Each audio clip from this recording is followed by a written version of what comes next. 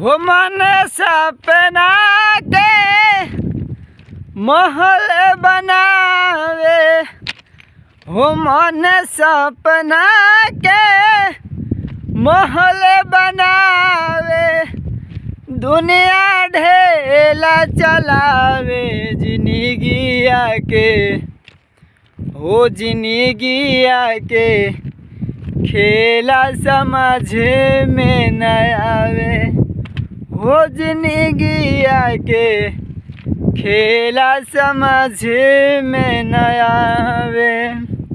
मन सपना के महल बनावे, हो मन सपना के महल बनावे, दुनिया ढेला चलावे।